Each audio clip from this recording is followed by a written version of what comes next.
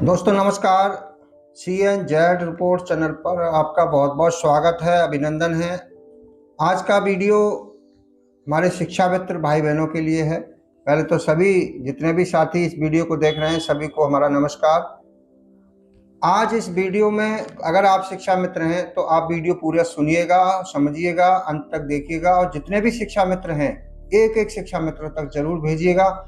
आज के वीडियो में आपके वो सभी डाउट मैं क्लियर करने वाला हूं। आपके मन में है कि सरकार कुछ नहीं करेगी, सरकार 8 साल हो गया, सरकार ने अभी तक 8 दिवाली हमारी सूखी रही, कोई लाभ सरकार ने नहीं दिया, 8 दिवाली हो गई। आपका डाउट क्लियर होने वाला है कि जज साहब बदल गए। जितेंद्र भारती जी के केस में जज साहब बदल गए, अब तो कुछ गड़बड़ लग रहा है। आपके मन में बहुत सारे प्रश्न ऐसे हैं, सरकार गुमराह कर रही है, सब जुमला है, और सरकार अब सचिव बदल गए, डीजी मैडम बदल गई, अब क्या होगा, वो सब कुछ क्लियर होने वाला है। बस आपसे बस निवेदन है कि बस वीडियो को पूरा सुनिए और समझिए, तब आपको अगर हमारी बात जो बताई गई है अगर अच्छी लगे तो वीडियो को लाइक करके शेयर करिए, अगर अच्छी नहीं लगे तो कमेंट बॉक्स में लिखिए कि आपने ये जानकारी गलत दी है, आप गुमराह कर रहे हैं। तो आप आइए वीडियो को पूरा समझिए। आप संडे का दिन है, छुट्टी का दिन है, आप लोग भी फ्री होंगे, आप भी पूरे ध्यान से, क्योंकि हमने आपसे वादा कर रखा है कि हर संडे को तो हम वीडियो देंगे ही, बीच बीच में शिक्षा मित्रों से जुड़ी हुई और भी खबरें देते हैं। तो कम से कम एक सप्ताह में 2 वीडियो तो हम आपके लिए ज़रूर बनाने का प्रयास करते हैं समय निकाल करके। तो आइए हम बात करते हैं। आज मुख्य बिंदु जो हमारा बात करने का है कि सबसे ज़्यादा चर्चा ग्रुप में चल रही है कि अभी मानदेय कब तक बढ़ेगा। दीपावली तक 15 दिन बचा है, अब दीपावली तक पे पहले कैसे बढ़ पाएगा, या जो सम्मेलन की बात चल रही है, मान लिया अभय सिंह जी मुख्यमंत्री जी से मिले हैं, उन्होंने एक लेटर दे करके 2 दिन पूर्व मुख्यमंत्री जी को सम्मेलन का एक समय मांगा है कि आपकी उपस्थिति में एक महासम्मेलन होना चाहिए शिक्षा मित्रों के तरफ से, तो उस पर भी बात करेंगे। तो सबसे पहला जो हमारा जो आपके बीच में एक डाउट है कि जितेंद्र भारती जी का जो केस ऑफ कंटेम्प्ट चल रहा है उसमें जज साहब बदल गए, इस पे थोड़ा सा मैं समझा देता हूँ। वैसे जितेंद्र भारती जी ने अपने ग्रुप में जो लोग जुड़े हैं उनको तो समझा दिया, लेकिन कुछ लोगों के मेरे पास भी सवाल क्वेश्चन आए और टैग करके भी व्हाट्सएप पर लिखा। तो देखिए, केस जो कंटेम्प्ट वाला शुरू हुआ है जितेंद्र कुमार भारती जी का, ये 28 फरवरी 2024 को जब शुरू हुआ था, तो 28/2/2024 को जस्टिस दिनेश पाठक जी की बेंच में सुनवाई लगी। दिनेश पाठक जी की बेंच में पहले जो आपको मैं जो भारती जी ने भी डाला पहला ऑर्डर उनके ही द्वारा आया है, और अब जो 27 तारीख जो डेट लगी है उसमें भी दिनेश पाठक जी को रखा है। और इससे पहले कौन थे, जस्टिस नीरज तिवारी जी। इससे पहले जो 21 पिछले महीने सुनवाई हुई है सितंबर में, 18 सितंबर को, तो उसमें जो है नीरज तिवारी जी जस्टिस थे। तो अब तक जो एक कोर्ट का जो सिस्टम होता है, हाई कोर्ट में जो जज बदलते रहते हैं और उन्हीं जजों के पास केस जाता है जो पहले से उसमें सुनवाई कर चुके होते हैं, जिनको जानकारी होती है, सर्विस मैटर से जो ही संबंधित होते हैं। तो अब मैं जो पढ़ के बता रहा हूँ कि कितने जज इस केस में रहे हैं। तो पहले पाठक जी रहे, उसके बाद फिर अगली डेट लगी 28/3/2024 को, फिर पाठक जी के ही द्वारा उसमें उनके ही नाम से सुनवाई हुई। फिर डेट लगी 8/4/2024 को रोहित रंजन अग्रवाल की बेंच में, फिर 18/4/2024 को भी रोहित रंजन अग्रवाल जी की बेंच में, फिर 25/4/2024 को भी रोहित रंजन अग्रवाल जी की बेंच में ये केस गया। साथियों, फिर से रोहित रंजन जी की बेंच से 1/5/2024 को जस्टिस दिनेश पाठक जी की बेंच में गया, और फिर 1/5 के बाद 9/5/2024 को रोहित रंजन अग्रवाल की बेंच में फिर से ट्रांसफर हो गया। तो देखिए, रोहित रंजन अग्रवाल और दिनेश पाठक उनके आपस में चलता रहा। फिर 9/5/24 के बाद 17/5/24 को फिर रोहित रंजन अग्रवाल की बेंच में सुनवाई हुई, और 28/5/2024 को फिर रोहित रंजन अग्रवाल जी की बेंच में लगा। कुछ डेट पर सुनवाई हुई है, कुछ पर नहीं हुई है, वो भी ऑर्डर मैं आपको बता दूंगा।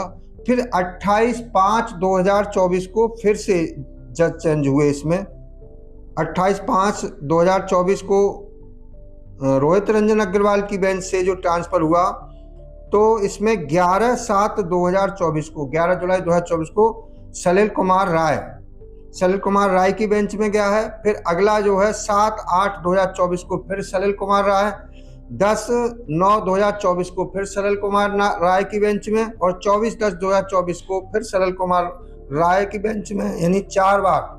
13/11/2024 को यानी नवंबर में फिर जस्टिस पीयूष अग्रवाल जी की बेंच में गया।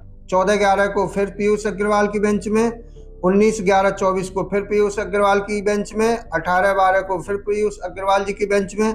मैं जल्दी बता रहा हूँ। और 6 जनवरी 2025 को जस्टिस सलिल कुमार राय, देखिए फिर से उनके ऊपर पहले भी रहे, फिर दोबारा से उनकी बेंच में आ गया। अब इनकी बेंच में 4 डेट लगी, यानी 27/1/2025, 7/2/2025 और 17/3/2025, 1/5/2025, यानी 5 डेट सलिल कुमार राय जस्टिस रहे जितेंद्र भारती जी के इस कंटेम्प में। उसके बाद फिर चेंज होते हैं। 1 मई 2025 को, जो मई में जो हलफनामा सरकार ने लगाया था 1 मई को, तो जस्टिस पीयूष अग्रवाल जी को फिर से रख दिया। देखिए फिर से पीयूष अग्रवाल जी की बेंच में गया। फिर दूसरी डेट 2 जुलाई लगी, उसमें भी पीयूष अग्रवाल जी की बेंच में। फिर से अब 10 जुलाई 2025 को जस्टिस नीरज तिवारी जी की बेंच में केस गया। और इनकी बेंच में कितनी तारीख लगी हैं, यानी अब तक सारी तारीख नीरज तिवारी जी की बेंच में रही हैं, चाहे वो 10 जुलाई 2025 हो, 24 जुलाई 2025 हो, 4 अगस्त 2025 हो, 6 अगस्त 2025 हो, 13 अगस्त 2025 हो, और 21 अगस्त 2025 हो, 18 सितंबर 2025, यानी ये लगभग 6-7 डेट फिर से नीरज तिवारी जी की बेंच में रही हैं। इन्होंने भी एक अच्छा ऑर्डर दिया है, और पहला भी ऑर्डर इन्होंने भी दिया, और जो पाठक जी इन्होंने दिया। अब जो है अगली डेट जो है, जो 27 अक्टूबर इस महीने में लगी हुई है, उसमें जो जज साहब हैं पाठक जी, जस्टिस दिनेश पाठक जी, देखिए इससे कोई फर्क पड़ने वाला नहीं है। आप लोग बिल्कुल दिमाग से निकाल दो कि जज साहब बदल गए। देखिए ये अब आप इस ऑर्डर को जब पढ़ोगे, जब लास्ट में जो आया है 18 सितंबर का जो आदेश है, उसमें बहुत अच्छा जजमेंट आया है, और चाहे कोई भी बदल गए हैं जज, उस पर आपको कोई परेशान होने की ज़रूरत नहीं है। क्यों नहीं है? अब आप बात करते हैं हम दूसरे बिंदु की, क्या उधर डीजी मैम बदल गई हैं।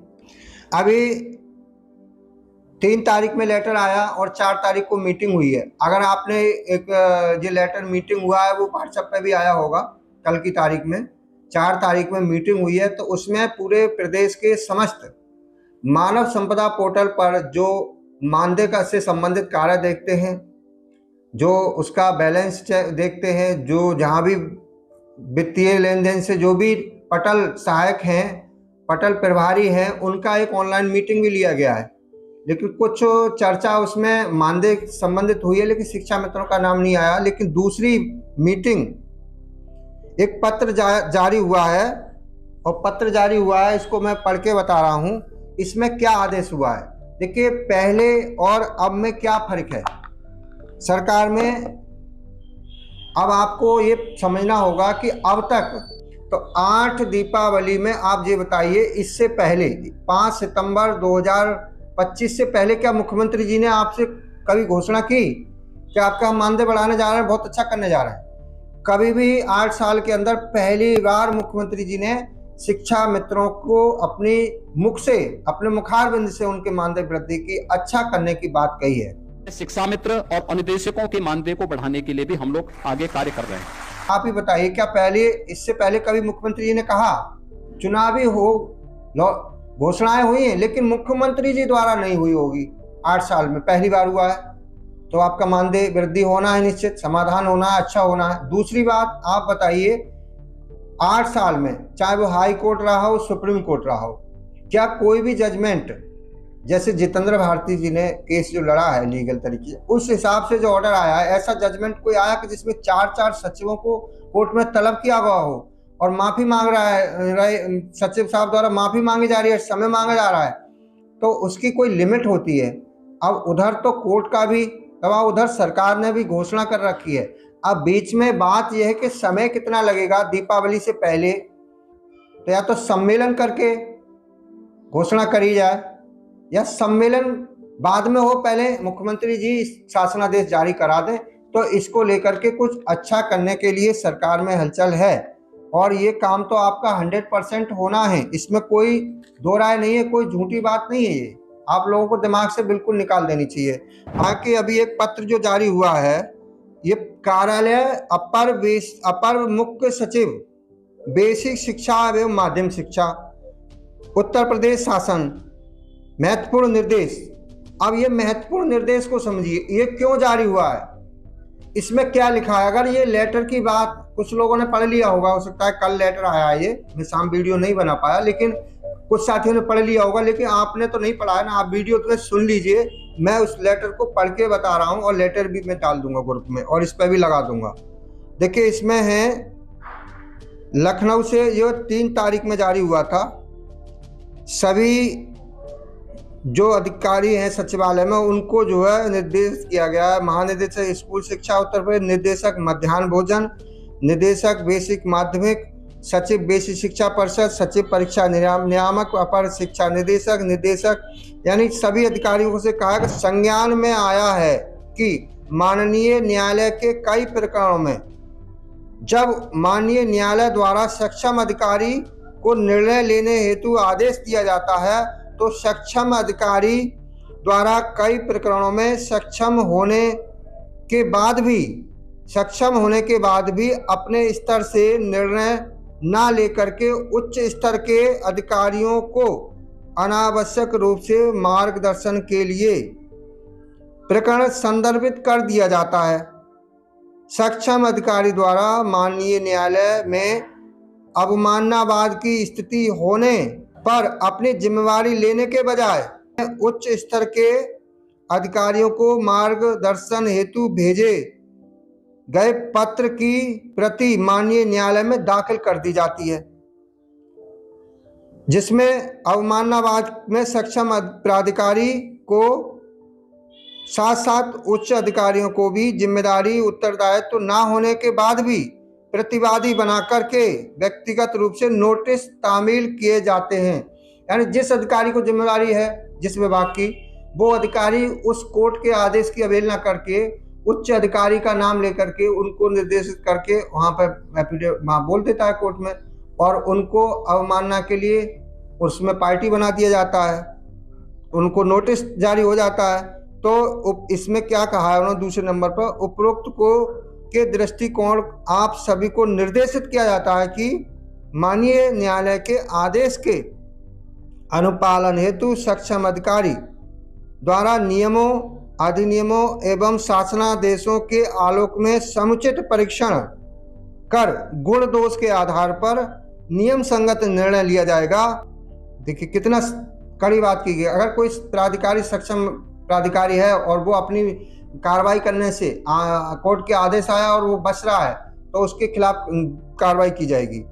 चौथा नंबर लिखा है उन्होंने, माननीय न्यायालय के आदेशों को दृष्टिगत प्रकरणों के त्वरित निस्तारण हेतु। देखिए इसमें लिखा है माननीय न्यायालय के आदेशों के दृष्टिगत प्रकरणों के त्वरित निस्तारण हेतु उपरोक्त निर्देशों के प्रति व्यक्तिगत ध्यानाकर्षण, समयाबद्ध अनुपालन, नियमानुसार कार्रवाई अपेक्षित है। और इस पे सिग्नेचर हैं 3/10/2025 पार्थ सारथी सेन शर्मा, अपर मुख्य सचिव बेसिक शिक्षा महानिदेशक उत्तर प्रदेश।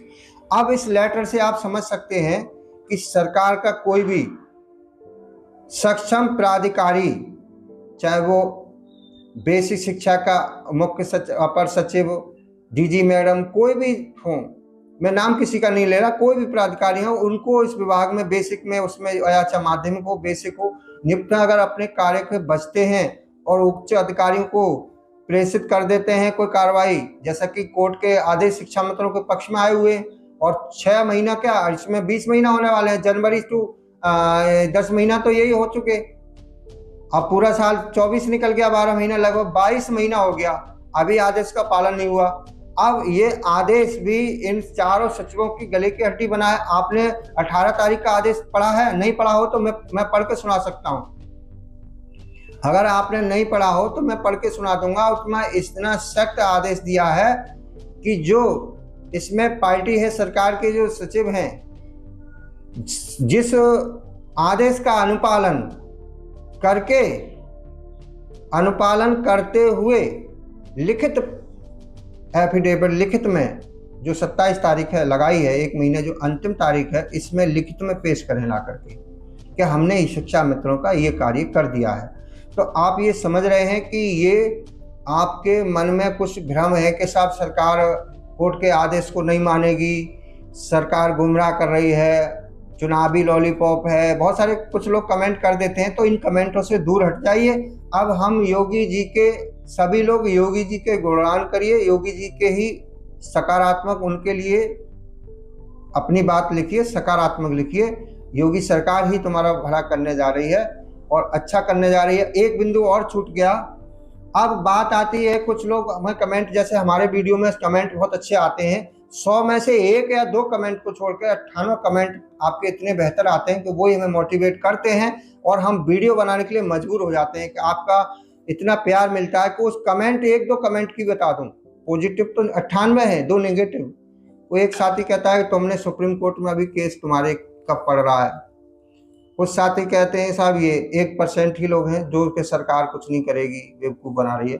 तो मैं सुप्रीम कोर्ट वाला बता दूं कि पहले हम सरकार के द्वारा ही, सुप्रीम कोर्ट के आदेश में लिखा हुआ है, सरकार और हाई कोर्ट के आदेश का फॉलो करने जा रही है। तो सरकार जो दे रही है हमें, उसको लेना है, हंसी खुशी लेना है। जो हमारा मानदेय वृद्धि, सपोज करिए 25,000 रुपये से मुझे उम्मीद है कम नहीं होगा, ऊपर आपका जितना हो 50 तक कर दे सरकार, बहुत अच्छी बात है। हम लोगों का, सब लोगों का भला हो जाएगा, शिक्षा मित्रों का भला हो जाएगा। लेकिन सबका मानदेय बढ़ जाएगा तो फिर कुछ लोग कोर्ट की लड़ाई बाद में, अगर उन्हें लगेगा कि हम लोग शिक्षक बनने के योग्य हैं, सहायक अध्यापक बनने के योग्य हैं, योग्यता रखते हैं। मैं टेट सीटेट सहायक अध्यापक की सभी योग्यताएं रखता हूं, 2 बार सीटेट, यूपी टेट 2019-20, 19-21, तो ये पास हूं। अब एक बात बताइए, मैं टेट की कभी लड़ाई नहीं लड़ा। अब जो एक बात जो लोग, कुछ लोगों के दिमाग में है कि साहब हम बिना टीटी के टीचर बन जाएंगे, वो संभव नहीं है, क्योंकि अब बहुत डिले हो चुका है। हाँ, उस समय संभव था, 2017 में लड़ाई लड़ी जाती, 17 में और 15 में संभव था, मगर उस समय चूक हो गई। तो चूक होने के बाद फिर पछताने से क्या होगा। अब उसके लिए हम भगे फिरे, पैसा बर्बाद करें, आगे केस फाइल भी हो जाता और सुनवाई भी 1 महीने में करा देते हम लोग, और केस खारिज हो जाता, घर वापस आ जाते, कोई रास्ता भी नहीं बचता। रास्ता है, रास्ता बताया कि आप हाई कोर्ट में जाइए, वहाँ से जो गलती हुई सही करा के लेके आइए, और फिर यहाँ हाई कोर्ट से दोबारा से ऑर्डर होता और उसको लेके जाते। लेकिन हमारा हाई कोर्ट में पहले से प्रकरण हमारे सकारात्मक है, तो हम उसको पहले उसका रिजल्ट ले लें, उसके बाद रिजल्ट नहीं मिला तो हम लोग फिर हाई कोर्ट से भी लड़ सकते हैं। सुप्रीम कोर्ट में भी एक ऑप्शन निकला है, बहुत जजमेंटों का अध्ययन करने के बाद, वकीलों से राय के बाद एक ऑप्शन बचा हुआ है, बाद में लड़ी जाएगी। अब बात है कि 2017 में से पहले 14 और 15 में 1,37,000 शिक्षा मित्रों को 14-15 में टीचर बनाया, सब वेतन लेने लगी। तो हमारे जो संगठन के प्रदेश लेवल के पदाधिकारी थे, सरकार समाजवादी की थी, इतनी अच्छी पकड़ थी, अगर सब लोगों ने उस समय प्रयास करके सरकार में, जो बेचारे शिक्षा मित्र 3500 पर रह गए थे, 28,000 शिक्षा मित्र ऐसे थे जो टीचर नहीं बने थे, 28,000 शिक्षा मित्रों का मानदेय 3500 की बजाय 20,000 करा दिया होता, 25,000 करा दिया होता, तो एक भी शिक्षा मित्र आत्महत्या करके जो 10,000 से प्लस शिक्षा मित्र खत्म हुए हैं, वो नहीं खत्म होने की नौबत आती। क्योंकि वो 20,000 उनका मानदेय किया होता, 25 कराया होता, तो जब तुम्हें सरकार ने सुप्रीम कोर्ट के आदेश के अनुसार शिक्षा मित्र पर वापस किया, तो जो मानदेय उनको मिल रहा उससे कम तो आपको दे नहीं पाती सरकार, उससे प्लस ही करती। बल्कि 20 मिल रहा होता तो हो सकता है 25 देती, सबका 25 कर देती। अगर 25 मिल रहा होता तो हो सकता है 30 कर देती। अगर कुछ भी ना करती तो 25 तो मिलता। तो 25 में क्या कोई शिक्षा मित्र मौत के गले चुनता? मौत को नहीं चुनता ना, परिवार पल जाता। आज शिक्षा मित्रों की स्थिति ये है कि 25,000 का खर्चा, 30,000 महीने का खर्चा, 10,000 रुपये मिलता है। अगर 10,000 रुपये में ही बैठा रहेगा तो बच्चे भूखे रह जाएंगे, बच्चों की फीस जमा नहीं होगी। शिक्षा मित्रों की हालत इतनी खराब है कि वो परेशानी है कि अब हो जाए, क्योंकि पहले ही एडवांस हर महीना उस पर 10-15 हज़ार रुपये का कर्ज हो जाता है। कुछ शिक्षा मित्र ऐसे बेचारे 10,000 पर ही आश्रित हैं, उनके लिए बहुत बड़ी मुसीबत है। अब जैसे हम जैसे लोग, आप कुछ लोग ऐसे हैं जो एक्स्ट्रा काम करते हैं, खेती भी है, दुकान चला रहा है, कोई और बिजनेस कर रहा है, तमाम तरह के काम है, कोई रिक्शा चला रहा है स्कूल के बाद में, कोई अपना कोचिंग सेंटर चला रहा है, कोई पढ़ा रहा है, कोई और अपना प्रॉपर्टी कर रहा है, तो बहुत सारे। लेकिन कुछ साथी ऐसे हैं, इन पर कुछ साधन नहीं है, तो उनका क्या होगा? वो तो बेचारे मजबूरी में कहीं ना कहीं कर्ज हो जाता है तो गलत कदम उठा लेते। लेकिन अब गलत रास्ता कोई नहीं चुनेगा, आपका समाधान होगा। कुछ आपने 8 साल काट लिए तो 1-2 महीना और भी लग सकता है, लेकिन मुझे उम्मीद है 99% दीपावली पे होगा। अगर 1% नहीं हुआ तो आप निश्चिंत रहिए, ये साल, इसी साल में आपका पूरा समाधान सरकार कर देगी और आप निश्चिंत रहिए। बस ये वीडियो बहुत लंबा हो जाएगा, मैं इसलिए अगला वीडियो में आपको और कोई जानकारी, अच्छी जानकारी जब होगी तो आपको जरूर लेके आऊँगा। और आपसे निवेदन है कि देखिए, मैंने वीडियो में भूल ही जाता हूँ, बहुत सारे शिक्षा मित्र 1,43,000 तो संख्या है ही है। वीडियो भी हमारा 50-60 हज़ार लोग भी देख लेते हैं, 65,000 भी देख लेते हैं, लेकिन अभी सब्सक्राइब तो 25,000 शिक्षा मित्रों ने किया है। चैनल को सब्सक्राइब करने में कोई जा नहीं रहा है। अगर मान लीजिए मैं भी आपका भाई हूँ, अगर मुझे कुछ पैसा आ जाएगा वीडियो बनाने से, आपको जानकारी देने से, तो मेरा भी तो परिवार चलेगा, मैं भी मोटिवेट होऊंगा, आपको और वीडियो लेके आऊँगा और मेरा भी परिवार, मान लीजिए थोड़ा रोजगार मेरा भी चलेगा। तो आप लोग सब लोग जुड़ जाइए और ज़्यादा से ज़्यादा हमारा वीडियो शेयर भी कर दिया करो। मैं ग्रुपों में डालना बंद कर दिया हूँ, क्योंकि ग्रुप में डाल के कुछ लोग जो वीडियो नहीं देखते थे वो ही कमेंट करते थे, वीडियो सुनते नहीं थे, कमेंट पहले कर देते थे। हमारे जितने भी साथी हमारे चैनल को देखते हैं उनका बहुत बहुत आभार, और मिलूंगा अगले वीडियो में बहुत अच्छी कोई नई जानकारी के साथ। सभी को नमस्कार।